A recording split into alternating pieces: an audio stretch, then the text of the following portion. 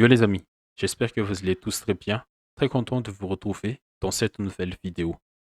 L'Algérie reste en vie, tenue une nouvelle fois en échec de partout par une très bonne équipe du Burkina Faso.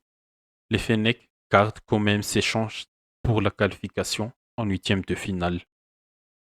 Avant de commencer, j'ai vu le match en replay, mais au menu comme d'habitude, les compos des deux équipes, les causes à effet du match, mes top et flop plus mon MVP et les notes du match.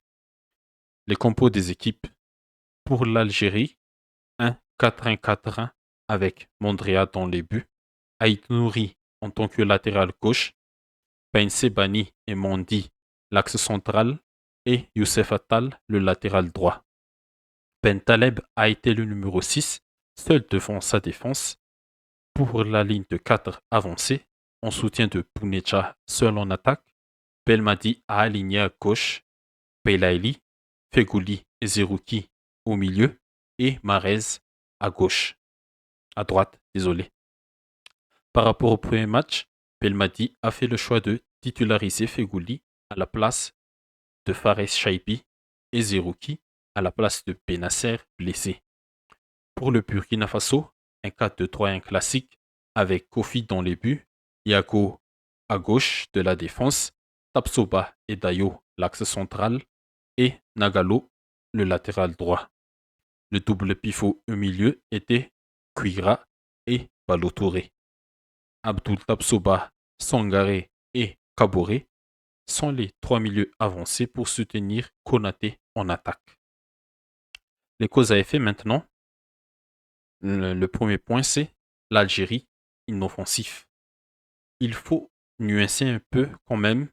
L'Algérie n'a pas fait un si mauvais match que ça, mais l'un des plus gros soucis de cette équipe, à mon avis, c'est qu'elle n'a pas un milieu qui peut créer et accélérer le jeu afin de déstabiliser rapidement la défense adverse. Le milieu est costaud quand même dans les duels, les récupérations, le pressing. Fegouli et Zerouki ont bien fait leur rôle sur ces aspects, mais dans la créativité, il manque ce petit coup de génie. Et cela pose problème parce que son Belaïli, qui encore une fois a pris ses responsabilités, les Fennecs n'ont pas eu d'action collective concluante. Il y a eu quand même des combinaisons intéressantes entre les milieux centraux, Belaïli et Bounecha, mais une fois que la défense burkinabé a lu ces combinaisons, l'animation offensive ne reposait que sur les étincelles créées par Belaïli. Et comme au premier match, l'attaque algérienne se penchait trop sur ce côté gauche, le côté de Belaïli, ce qui a causé la disparition totale de Riyad Mahrez de l'autre côté. L'ailier de Halali a été une nouvelle fois invisible, prévisible dans ces duels et en manque total de rythme pour moi. Et la mayonnaise avec Attal sur le côté droit ne prend pas toujours de forme, alors que de l'autre côté, Belaïdi et Aït Nouri s'entendent pas mal.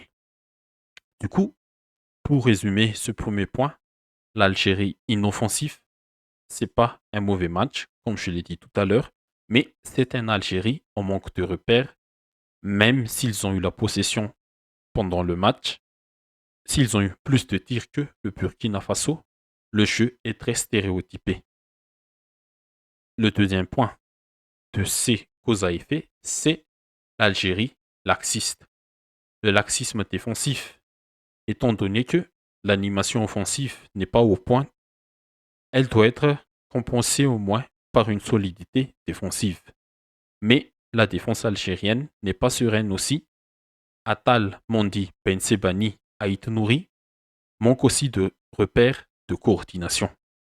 L'exemple parfait pour illustrer cette manque de coordination, c'est sur le premier but du Burkina Faso inscrit par Konaté juste avant la pause. Sur cette action, il faut tout d'abord mettre en lumière l'appel de Konaté. Cet appel a créé la passe en profondeur d'Abdul Tabsoba, mais sur celle-ci, la défense algérienne a vraiment manqué de coordination et de communication. Youssef Attal, il n'était plus dans l'action et l'alignement de Nourit Ben Sebani et de Mondi n'est pas bon. Le latéral gauche a voulu jouer l'hors-jeu, mais les deux centraux ne l'ont pas suffi. Du coup, Konaté a été couvert par un coup de pied de Mondi avant de claquer son coup de tête.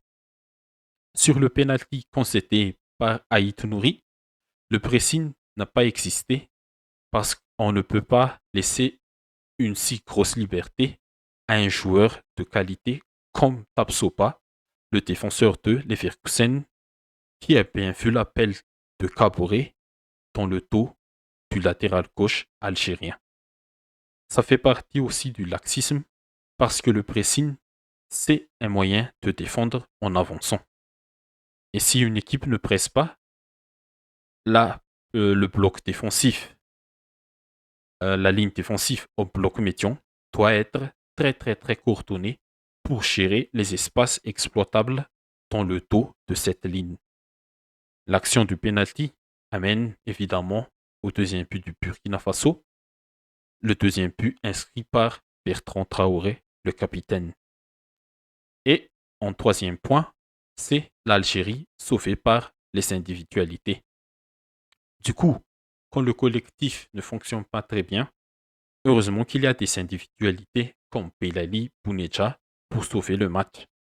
Bounedja, double buteur et double égalisateur, a encore fait son boulot sur le terrain.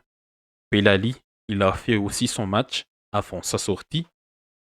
L'entrée en jeu de Mohamed Amoura, l'attaquant algérien qui joue à l'Union Saint-Gilloise en Belgique, et l'entrée d'Atamounas qui joue à Lille a redynamisé l'attaque algérienne.